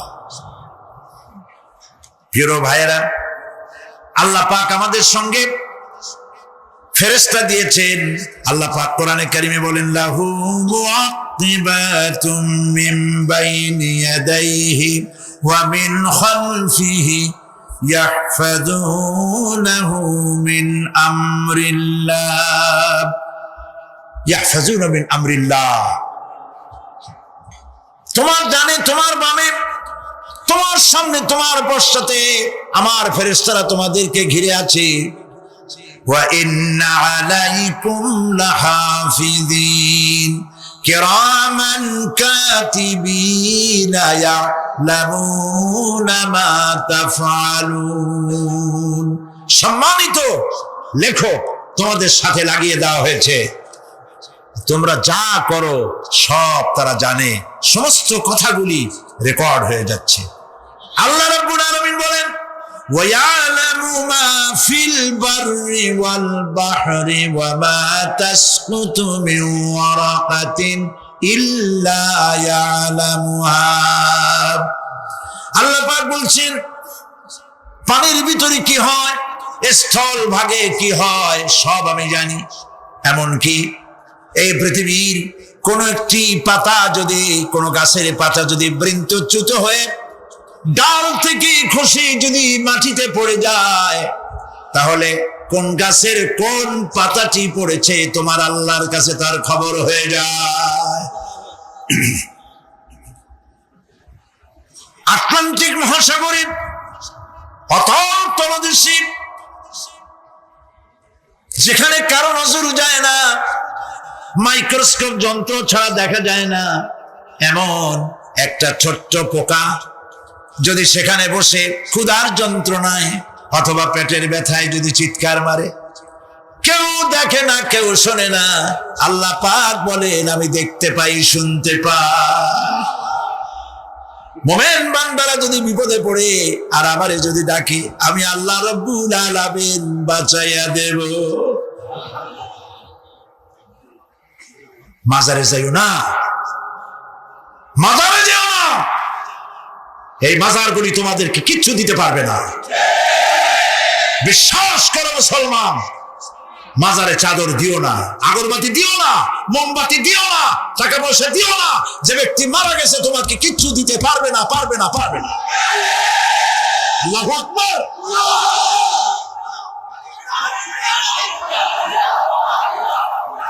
প্রিয় ভাই সব, আল্লাহর ওলিদের মাজার সংরক্ষিত থাকবে, আল্লাহর ওলিদের মাজার সংরক্ষিত থাকবে। আপনি যাইয়া বসছেন কোনো কারণে, সেখানে জিয়ারতের উদ্দেশ্য নয়, কখনোই নয়। যে বসছেন সিলেটে, এখন শাহজালাল রহমতুল্লাহ আলাইহির মাজার জিয়ারত করতে পারেন, কিন্তু নিয়ত করে যাইতে পারবেন না, রাসূলুল্লাহ নিষেধ করেছেন। আল্লাহর নিষেধ, আল্লাহর আদেশ মানা যেমন ফরজ, রাসূলুল্লাহর আদেশ নিষেধ মানা উম্মতের জন্য ফরজ। বাগদাদ গিয়েছেন ব্যবসা উপলক্ষে, বড় বিশ্বের মাজার জিয়ারত করেন, অসুবিধা নেই, কিন্তু এখান থেকে নিয়ত করে বাগদাদে যাইতে পারবেন না মাজার জিয়ারত করার জন্য। আজমের গিয়েছেন কোন কর্ম উপলক্ষে, এবার খাজা মঈনুদ্দিন চিশতি রহমতুল্লাহ আলাইহির মাজার জিয়ারত করতে পারেন, কিন্তু জিয়ারতের উদ্দেশ্য করে যেতে পারবেন না। হাদিসে সুস্পষ্টভাবে নিষেধ করা হয়েছে। কারণটা বলবো, কারণ হলো কলিজার মধ্যে একটা ভয় আর মহব্বত, বিশ্বাস যিনি শুয়ে আছেন তিনি আমার কথা শুনবেন এবং আমার আশা পূরণ করবেন। এই বিশ্বাস শিরক, শিরক এবং শিরক। আপনি কবরের কাছে যাচ্ছেন, যার কাছে যাচ্ছেন, ধরেন খাজা মঈনুদ্দিন চিশতি রহমতুল্লাহ আলাইহি, মাহবুব সুবহানি, কুতুব রব্বানি, শেখ